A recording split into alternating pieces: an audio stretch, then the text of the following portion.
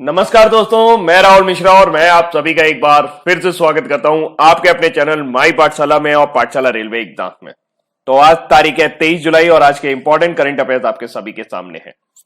कुछ दिन आपको ऐसे ही मैनेज करना पड़ेगा बिकॉज कानपुर में लॉकडाउन है और इस वजह से ऑफिस और मेरे घर दोनों ही एरिया सील हैं, जिसकी वजह से मैं ऑफिस नहीं जा पा रहा हूं। तो इस छोटे से सेटअप के जरिए मैं आपको करंट अफेयर देने की कोशिश कर रहा हूं। तो हाल फिलहाल थोड़ा सा आपके सहयोग की जरूरत रहेगी, थोड़े से आपके धैर्य की आवश्यकता यहां पर रहेगी। वीडियो शुरू होने वाला है, इससे पहले इसको शेयर कर दीजिए और लाइक कर दीजिए। एक क्वेश्चन आपकी स्क्रीन पर है कि अभी हाल ही में किस मंत्रालय ने मनोदर्पण नाम के एक पहल की शुरुआत की है। तो इसके बारे में जरूर चर्चा करेंगे कि आखिर ये मनोदर्पण पहल है क्या। तो चलते हैं आज के करंट अफेयर्स की ओर। सबसे पहली जानकारी आपकी स्क्रीन में कुछ इस तरीके से है। ये है हमारे अरविंद केजरीवाल जी, दिल्ली के मुख्यमंत्री।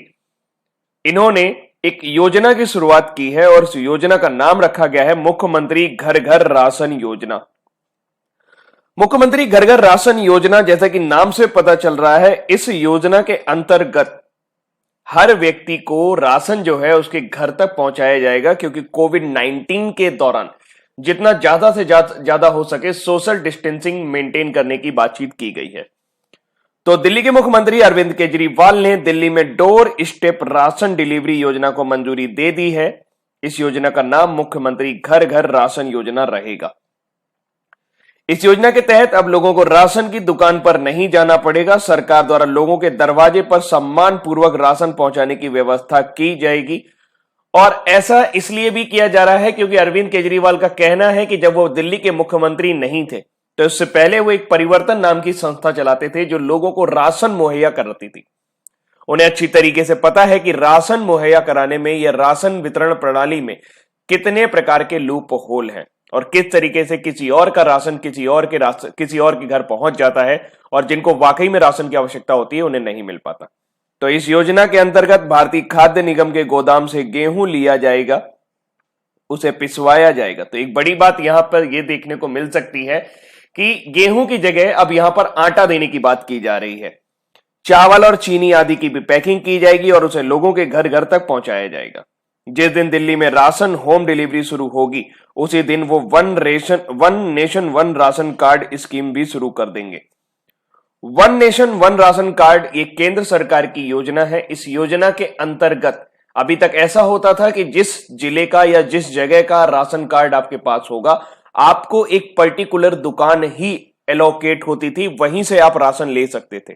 लेकिन अब ऐसा नहीं है। अब आपके पास अगर राशन कार्ड है तो आप देश में कहीं से भी आप राशन ले सकते हैं। हाल फिलहाल इसे कई राज्यों ने लागू भी कर दिया है, लेकिन दिल्ली में यह योजना अभी तक लागू नहीं हुई है। तो उन्होंने कहा कि जिस दिन हम राशन की होम डिलीवरी शुरू करेंगे उसी दिन one nation one ration card भी शुरू कर देंगे। हाँ, लोगों के पास यह विकल्प हमेशा रहेगा कि अगर आप दुकान पर जाकर राशन लेना चाहते हैं तो आप जा सकते हैं और दुकान पर जाकर ले सकते हैं, और अगर आप होम डिलीवरी चाहते हैं तो उसका विकल्प भी आपको यहां पर मिलेगा। इससे फायदा होगा दो तरीके का। एक तो लोगों की गरिमा बनी रहेगी। बहुत सारे लोगों को मैंने देखा है, मैं पर्सनल फील करता हूं कि जो लोग संभ्रांत इलाके में रहते हैं, अगर वहां पे कोई भी राशन कार्ड के जरिए राशन लेने जाता है तो उसे शर्मिंदगी महसूस होती है।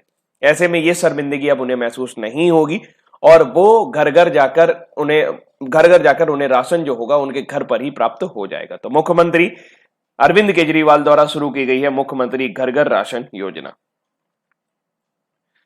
अगली जानकारी की तरफ चलते हैं। यूनिसेफ ने अभी हाल ही में भारतीय युवाओं को स्वयं सेवा का बढ़ावा देने के लिए, यानी कि उनके अंदर जो भावना होती है कि वो स्वयं सेवक बनना चाहते हैं, तो ऐसे में युवा शक्ति को सही जगह पर मोल्ड करने के लिए यूनिसेफ के साथ खेल मंत्रालय की भागीदारी की गई है।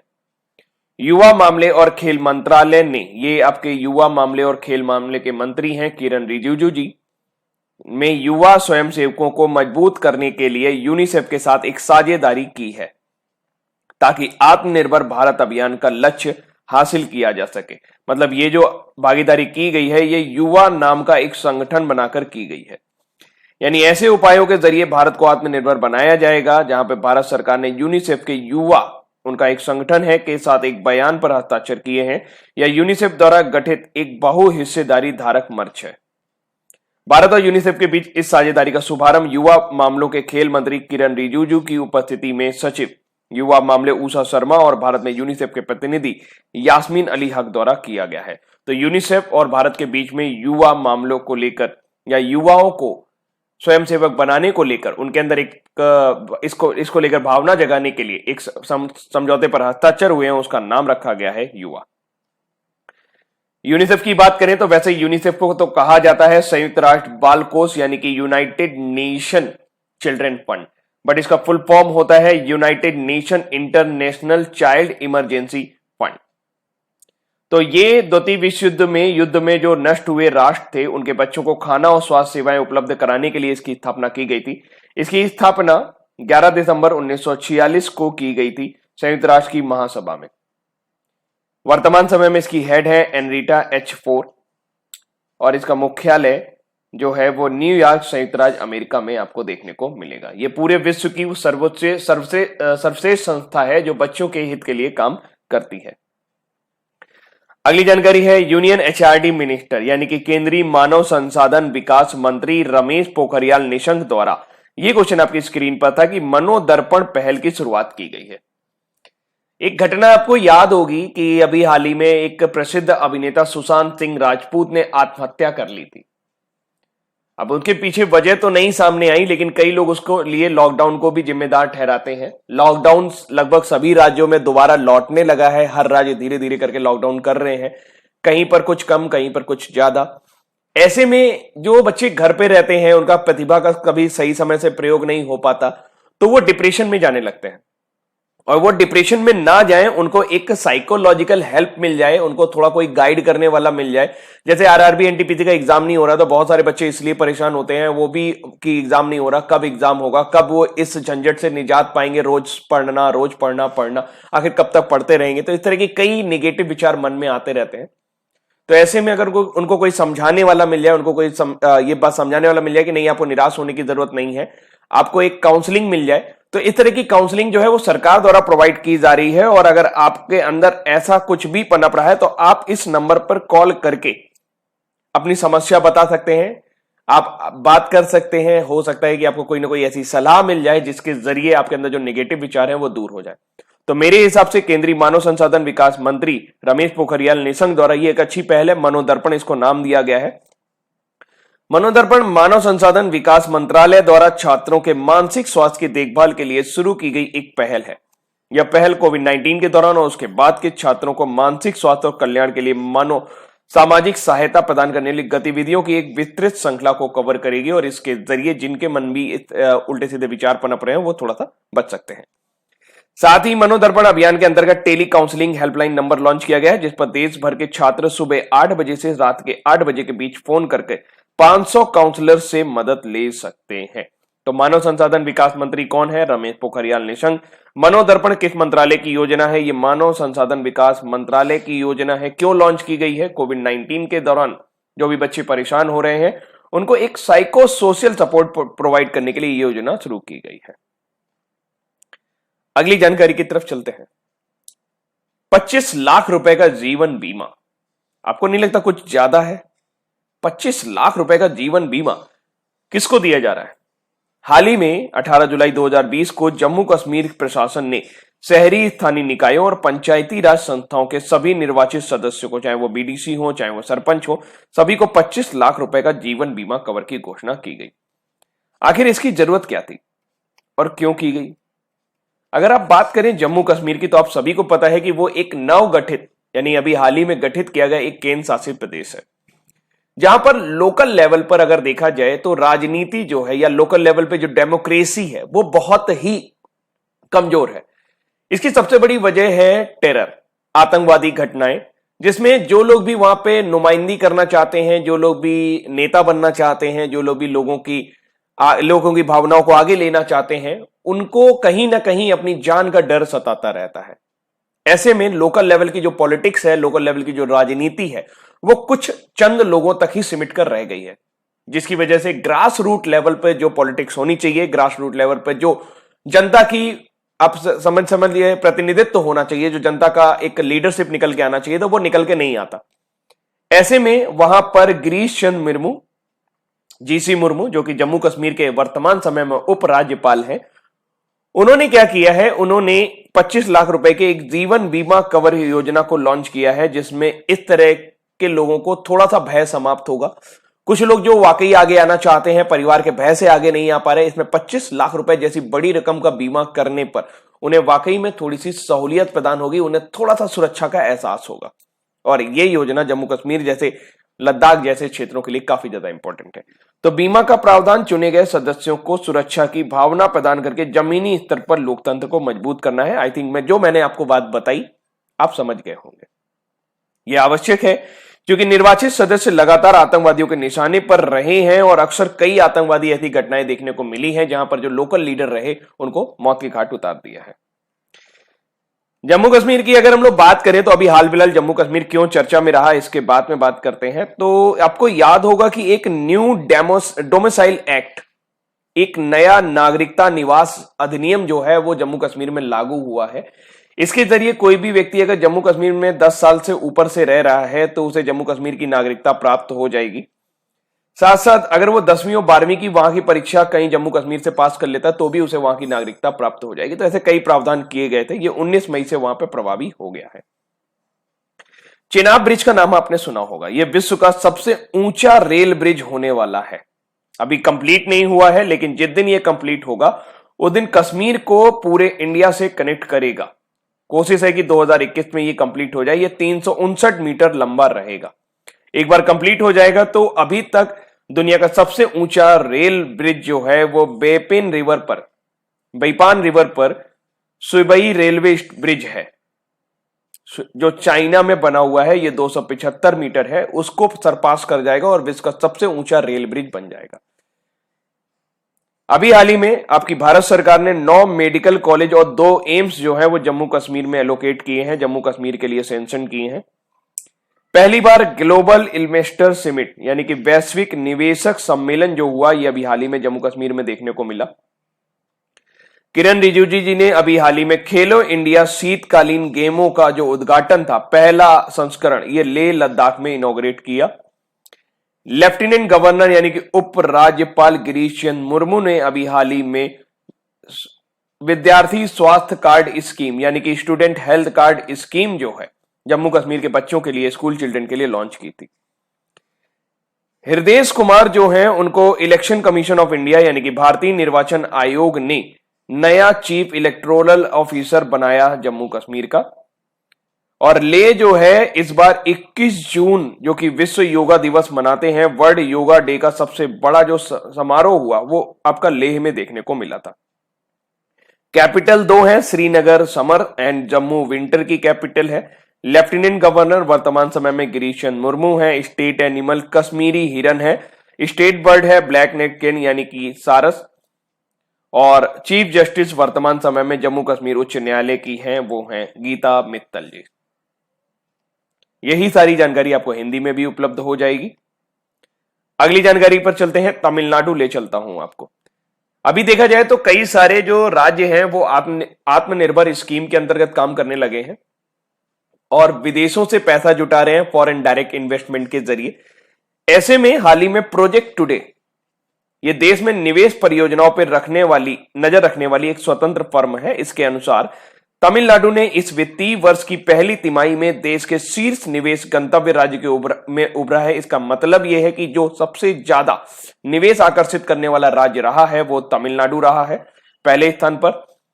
दूसरे स्थान पर महाराष्ट्र है और तीसरे स्थान पर यूपी है, जबकि चौथे स्थान पर आपको जम्मू कश्मीर देखने को मिला है। तो प्रोजेक्ट टुडे के अनुसार तमिलनाडु की पहली तिमाही में देश में 97,859 करोड़ रुपए की कुल 1241 परियोजनाओं को निष्पादित करने में 18.63% की हिस्सेदारी रही है। खास बात यह है कि इस तिमाही के हर माह में तमिलनाडु का निवेश स्तर लगातार बढ़ता रहा है। तो महाराष्ट्र 11,288.8 करोड़ के निवेश प्रस्ताव के साथ दूसरे स्थान पर रहा है, यानी कि जितना भी लोगों ने इन्वेस्टमेंट किया है उनमें सबसे ज्यादा Tamil Nadu and Maharashtra accounted for nearly 1/3 of the total investment. जो भी योजनाएं रही हैं उनमें से 1/3 हिस्सा जो है वो तमिलनाडु सरकार का रहा है, तमिलनाडु राज्य सरकार का रहा है, तमिलनाडु और महाराष्ट्र का रहा है। तो शीर्ष निवेश गंतव्य स्थान के रूप में यानी कि टॉप इन्वेस्टमेंट डेस्टिनेशन स्टेट के रूप में तमिलनाडु पहले स्थान पर रहा इस राज्य में। इस साल तमिलनाडु के बारे में कई सारी जानकारियां अभी पिछले कुछ महीनों के दौरान की। तमिलनाडु के चीफ मिनिस्टर एड्डापड्डी के पलानीस्वामी, जिन्हें हम प्यार से ई के पलानीस्वामी भी कहते हैं, इनको अभी हाल ही में Paul Harris fellow recognition award से सम्मानित किया गया रोटरी फाउंडेशन शिकागो द्वारा। तमिलनाडु एग्रीकल्चर यानी कि तमिलनाडु कृषि विश्वविद्यालय के वाइस चांसलर एन कुमार को 2019 का हरित रत्न अवार्ड दिया गया। ये अखिल भारतीय कृषि छात्र संघ द्वारा दिया जाने वाला हर साल का अवार्ड है, जो इस बार एन कुमार को दिया गया।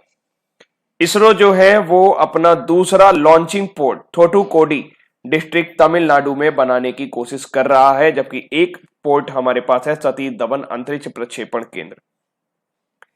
भारत का पहला सुखोई 30 स्क्वाड्रन ये तंजावुर तमिलनाडु में सेटअप किया गया है। वर्तमान समय में हमारे IAF यानी कि इंडियन एयरफोर्स के चीफ हैं RKS भदौरिया। एक दिन मैंने आपसे पूछा था कि कमांडर इन चीफ कौन है एयरफोर्स का, शायद जिस दिन मैंने तमिलनाडु पिछली बार लिया था उस दिन मैंने आपसे पूछा था।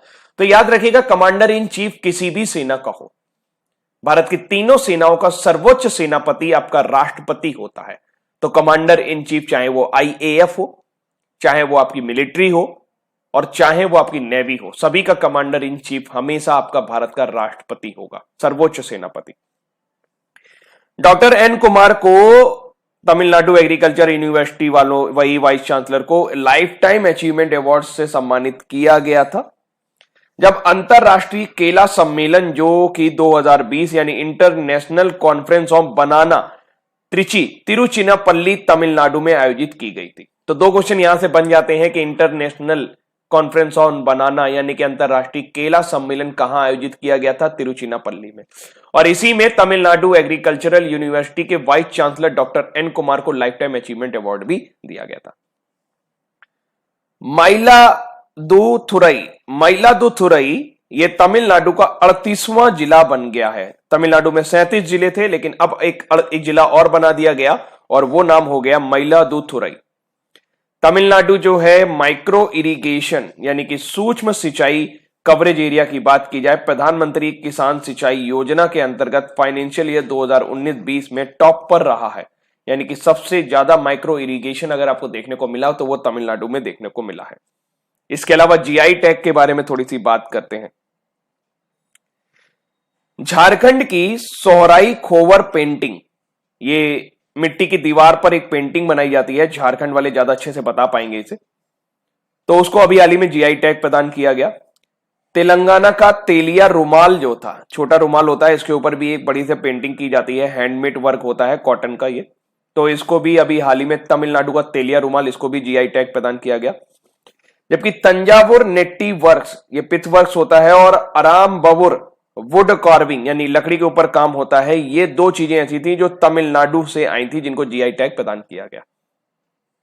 IIT मद्रास के प्रोफेसर और पद्मश्री अवार्डी थल्लापल्ली प्रदीप नेम्ड, इनका थल्लापल्ली प्रदीप को अभी हाल ही में 25वां निक्केई एशिया प्राइज दिया गया। ये उन लोगों को दिया जाता है जो साइंस के प्रति अच्छा काम करते हैं, विज्ञान में अच्छा काम करते हैं, और ये निक्केई एशिया प्राइज जापान सरकार द्वारा प्रदान किया जाता है।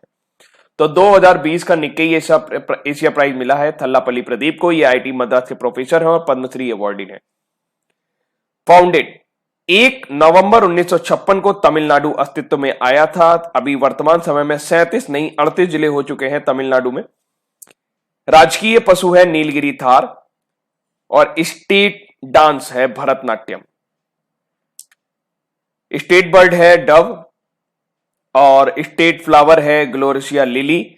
State sport kabaddi, state tree palm tree और कैपिटल चेन्नई है। बनवारी लाल पुरोहित वर्तमान समय में राज्यपाल हैं। डांस जो है वो भरतनाट्यम रहा। E.K. पलानीस्वामी वर्तमान समय में मुख्यमंत्री हैं। लोकसभा में आपको 39 सीटें देखने को मिलेंगी, जबकि राज्यसभा में आपको 18 सीटें तमिलनाडु से देखने को मिलेंगी। थोड़ा सा टाइम गया, लेकिन ये सारी जानकारी आपको एक पूरा स्टेट कवर करा दिया मैंने आपको। अगली जानकारी है, नाम आपने सुना होगा ऊधम सिंह का। जी हां, ऊधम सिंह एक महान क्रांतिकारी नेता थे जो गदर पार्टी से संबंधित थे। गदर पार्टी की स्थापना भगत सिंह द्वारा की गई थी और इस गदर पार्टी के ही जो नेता थे ऊधम सिंह, इन्होंने जलियांवाला बाग कांड करने वाले 13 अप्रैल 1919 को जनरल डायर ने कई सारे निहत्थे लोगों पर जलियांवाला बाग में गोली चलवा दी थी, जिनको मौत के घाट इन्होंने उतार दिया था। ऊधम सिंह ने गोली चला दी थी, जाकर लंदन में जाकर उनको गोली मारी थी। तो उन्हीं के ऊपर एक पुस्तक लिखी गई है, साहित्य अकादमी से सम्मानित बलदेव सिंह सदाकर्णम द्वारा एक पुस्तक लिखी गई, सूरज कदे मरदा नहीं, मतलब कि सूरज कभी मरता नहीं है, नामा पुस्तक लिखी गई। यह पुस्तक स्वतंत्रता सेनानी ऊधम सिंह के कई पहलुओं का वर्णन करती है।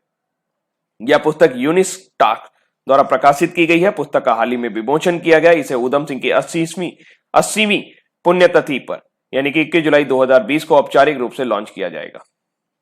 31 जुलाई 2020 को यह पुस्तक लॉन्च होगी। पुस्तक का नाम होगा सूरज कदे मरदा नहीं, लिखा है बलदेव सिंह सदाकर्णम ने।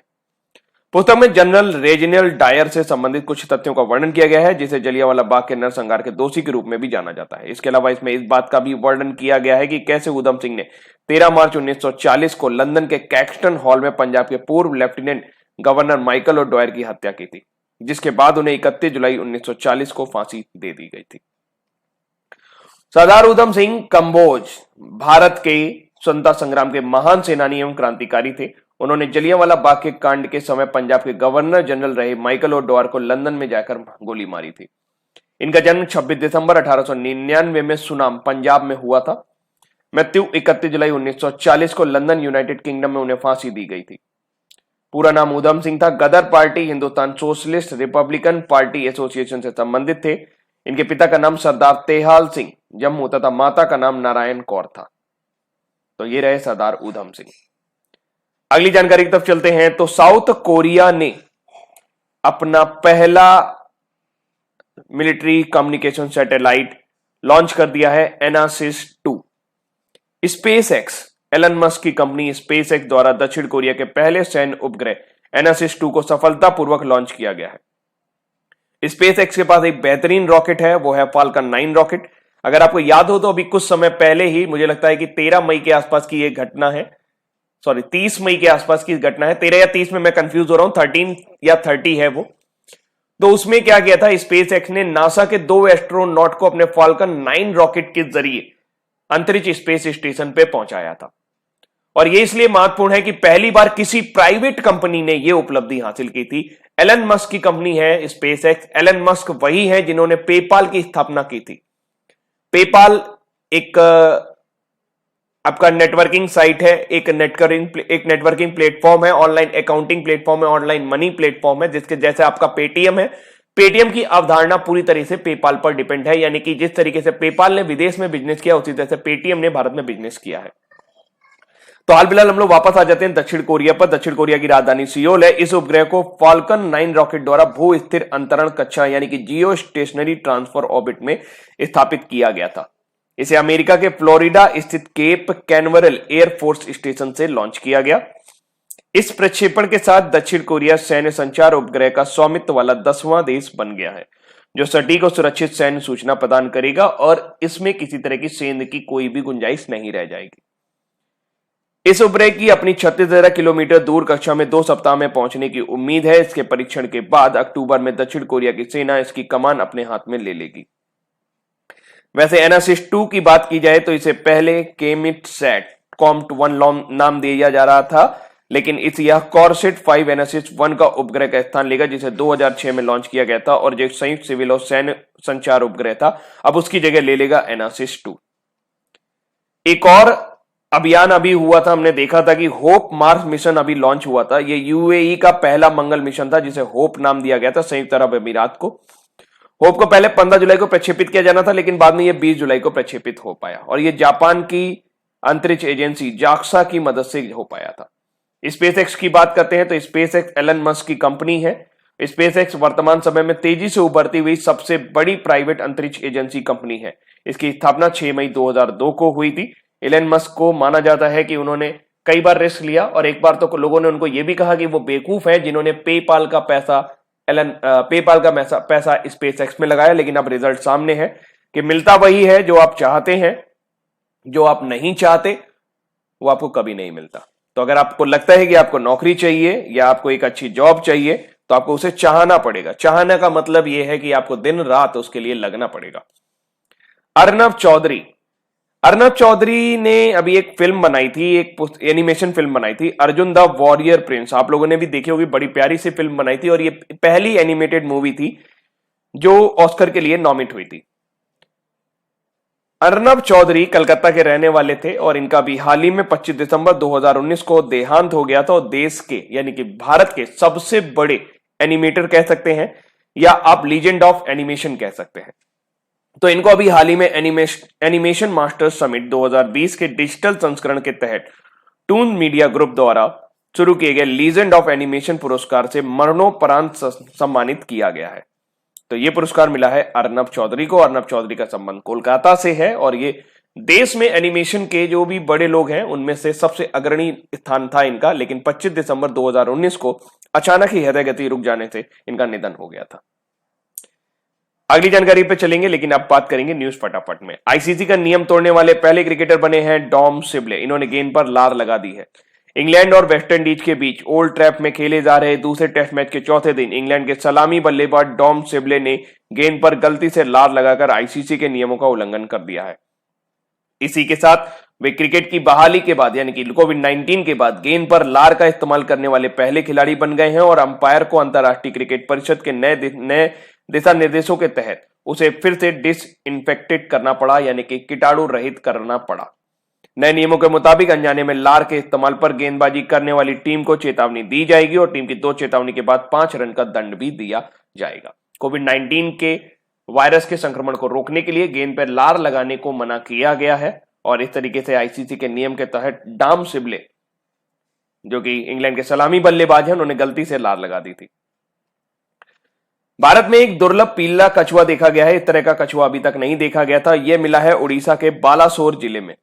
एक किसान है वासुदेव महापात्रा ने एक पीले रंग के प्रजाति के कछुए को देखा है जिसके विशेषज्ञों ने एल्बिनिज्म होने का अनुमान लगाया है, यानी कि इन्होंने सोचा है कि जो मनुष्यों में एल्बिनिज्म होता है कहीं ये इस कछुए पे को तो नहीं हो गया। एल्बिनिज्म एक ऐसी बीमारी होती है, आपने देखा होगा, वैसे इसके लक्षण बहुत कम लोगों में देखने को मिलते हैं, लेकिन ये एक ऐसी बीमारी होती है जिसमें त्वचा का रंग, आंखों का रंग और बाल का रंग हल्का हो जाता है। व्यक्ति सफेद सफेद से नजर आने लगते हैं। कुछ लोग मतलब बचपन में जब हम ऐसे लोगों को देखते थे तो हमें ऐसा लगता था जैसे वो किसी विदेश से आए हुए हैं। इस दशा में त्वचा की जो संवेदनशीलता है वो बढ़ जाती है, धूप में तकलीफ होती है, आंखों में जलन होना शुरू हो जाती है। तो फिलहाल इस कछुए को भारतीय प्लैपसेल कछुए के रूप में भी जाना जाता है। यह कछुआ आमतौर पर पाकिस्तान, श्रीलंका, भारत, नेपाल, बांग्लादेश, म्यांमार में ही पाया जाता है। यह सर्वाहारी है जिसके आहार में मेढक, घोंगे और यहां तक कि कुछ जलीय वनस्पति भी शामिल रहते हैं। तो उड़ीसा के बालाचोर में मिला एक दुर्लभ पीला कछुआ, इसको कहा जाता है फ्लैपसेल कछुआ। फ्लैपसेल कछुआ का मतलब यह हुआ कि ये पीले रंग का होता है, छोटा सा होता है, सर्वाहारी होता है। अगली जानकारी है, नई दिल्ली में भारतीय वायुसेना के कमांडरों का एक सम्मेलन आयोजित किया जा रहा है और इस सम्मेलन का जो विषय है वो IAF in the next decade, यानी कि भारतीय अगले दशक में भारतीय वायुसेना के विषय के साथ इसको आयोजित किया जा रहा है और ये वायुसेना मुख्यालय वायु भवन में आयोजित हो रहा है। ये है आपके इंडियन एयरफोर्स के चीफ या वर्तमान समय में आपके भारतीय वायुसेना के अध्यक्ष RKS Bhadauria, Rakesh Singh Bhadauria. Donald Trump की भतीजी ने एक पुस्तक लिखी है और ये पुस्तक उन्होंने डोनाल्ड ट्रंप के ऊपर लिखी है। पुस्तक का जो विषय है रखा है, जो टॉपिक रखा है वो भी बड़ा इंपॉर्टेंट है, too much and never enough, how my family created a world most dangerous man. यहां पर डोनाल्ड ट्रंप की बात की गई है। ये पुस्तक लिखी है उनकी भतीजी या उनकी भाई की जो बेटी है, उनका नाम है मैरी ट्रंप। तो ये पुस्तक मैरी ट्रंप द्वारा लिखी गई। मैरी ट्रंप फ्रेड ट्रंप की पुत्री है। डोनाल्ड ट्रंप के पिता का नाम भी फ्रेड ट्रंप था, उन्हें फ्रेड ट्रंप सीनियर कहा जाता है, जबकि Fred Trump junior Donald Trump के भाई हैं। उनकी बेटी ने यह पुस्तक लिखी है और उन्होंने बताया है कि किस तरीके से फ्रेड ट्रंप सीनियर ने डोनाल्ड ट्रंप को अपनी मर्जी का करने दिया और किस तरीके से उनके व्यक्तित्व के अंदर जैसा वो हम आज उन्हें देखते हैं वैसे वो नजर आते हैं, तो किस तरीके से फैमिली ने उनको क्रिएट किया है। तो इस पुस्तक में 4 पार्ट है। चारों पार्ट में उन्होंने इस तरीके की वर्णन किया है कि किस तरीके से डोनाल्ड ट्रंप बने हैं। अगली जानकारी भी एक पुस्तक से जुड़ी हुई है। स्टीव वॉ, ऑस्ट्रेलिया के पूर्व कप्तान, दिग्गज क्रिकेटर, उन्होंने पुस्तक लिखी the spirit of cricket India. ये जल्दी प्रकाशित होगी। वॉ ने भारतीयों के दिलों में क्रिकेट की खास जगह को चित्रित किया है। ये पुस्तक का बड़ा हिस्सा भारत को शारीरिक रूप से अक्षम क्रिकेटरों के लिए समर्पित है, जिन्हें वॉ और उनके प्रबंधक फंड रेजर अभियान के माध्यम से समर्थन करते चले जा रहे हैं। तो स्टीव वॉ की पुस्तक है the spirit of cricket India. अब बारी है आज के हमारे वन लाइनर की। प्रोजेक्ट टुडे के अनुसार 2019-20 की पहली तिमाही में भारत का शीर्ष निवेश गंतव्य कौन सा रहा? तमिलनाडु। किस राज्य केंद्र शासित प्रदेश ने अपने सभी पंचायत सदस्यों के लिए 25 लाख रुपए के बीमा कवर को मंजूरी दी है? जम्मू कश्मीर। किस मंत्रालय ने मनोदर्पण नामक पहल शुरू की है? यह साइकोलॉजिकल एक हेल्प देने वाली पहल है, केंद्रीय मानव संसाधन विकास मंत्रालय। बलदेव सिंह सदा कर्णम द्वारा एक पुस्तक लिखी गई है, यह पुस्तक क्या किस पर लिखी गई है? उधम सिंह पर, और पुस्तक का नाम रखा गया है सूरज कदे मरदा नहीं। किस राज्य केंद्र शासित प्रदेश ने 2 स्टेप राशन डिलीवरी मुख्यमंत्री घर घर राशन योजना को मंजूरी दी है? तो वो है दिल्ली। और स्पेस एक्स द्वारा किस देश के पहले सैन्य उपग्रह एनासिस 2 का सफलतापूर्वक लॉन्च किया गया है? तो वो है आपका दक्षिण Korea. Animation master summit legend of animation पुरस्कार किसको दिया गया है? अर्नब चौधरी को, मरणोपरांत। और क्रिकेट की बहाली के बाद गेंद पर गलती से लात लगाकर आईसीसी के नियमों का उल्लंघन करने वाले पहले खिलाड़ी बने डॉम सिबले, इंग्लैंड।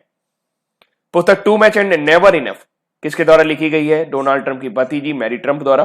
और ऑस्ट्रेलिया क्रिकेट के दिग्गज की पुस्तक स्टीव वा की एक पुस्तक the spirit of cricket India जल्द ही रिलीज होगी। अब बारी है आज के क्विज की। किस मंत्रालय ने मनोदर्पण नामक पहल शुरू की है? तो यह है ministry of HRD. Project today के अनुसार 2019-20 की पहली तिमाही में भारत का शीर्ष निवेश गंतव्य कौन सा रहा? तमिलनाडु। महाराष्ट्र दूसरे नंबर पर, यूपी तीसरे नंबर पर। किस राज्य ने केंद्र शासित प्रदेश ने अपने सभी पंचायत सदस्यों के लिए 25 लाख रुपए की बीमा कवर को मंजूरी दी है? वो है जम्मू कश्मीर। किसके द्वारा स्वतंत्रता सेनानी उधम सिंह पर एक पुस्तक लिखी गई है? सूरज कदे मरदा नहीं। तो वो पुस्तक लिखी गई है बलदेव सिंह सदा कर्णम द्वारा। किस राज्य केंद्र शासित प्रदेश ने 2 स्टेप राशन डिलीवरी मुख्यमंत्री घर घर राशन योजना को मंजूरी दी है? तो वो है आपका दिल्ली। स्पेस एक्स द्वारा किस देश के पहले सैन्य उपग्रह एनासिस, यहां पर नाम थोड़ा गलत है, एनासिस 2 का सफलतापूर्वक प्रक्षेपण किया गया है? तो वो है south Korea. Animation master summit AMS 2020 legend of animation पुरस्कार किसको दिया गया है? तो ये अर्नब चौधरी को दिया गया है, कलकत्ता में इनका निधन हो गया था।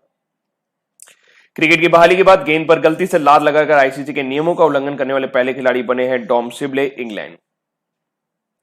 पुस्तक too much and never enough किसके द्वारा लिखी गई है? मैरी ट्रंप द्वारा पुस्तक लिखी गई है, जो कि डोनाल्ड ट्रंप की नीस है। ऑस्ट्रेलिया क्रिकेट के दिग्गज स्टीव वा की पुस्तक the spirit of cricket India जल्द ही रिलीज होगी। यह पुस्तक किसने लिखी है? स्टीव वॉ ने। तो दोस्तों ये थे आज के हमारे इंपॉर्टेंट करंट अफेयर्स, और उम्मीद करते हैं कि करंट अफेयर्स आपको पसंद आए होंगे। प्लीज वीडियो को शेयर करना मत भूलिएगा, काफी मेहनत लग रही है। इस मेहनत का थोड़ा सा अगर आप साथ दे दें तो और मजा आ जाएगा। एक कहावत याद आती है मुझे कि पूरी धरा अगर साथ दे दे तो और बात है, तू जरा सा साथ दे दे तो और बात है। यूं तो चलते हैं लोग एक पैर से भी। मेरा करंट अफेयर तो वैसे भी चल रहा है, जैसा भी है वैसा चल रहा है। यूं तो चलते हैं एक पैर से भी लोग, लेकिन अगर दूसरा भी साथ दे दे तो और बात है। तो इसी के साथ आज के लिए इतना ही रखता हूं। Thank you so much, bye bye, take care, bye bye.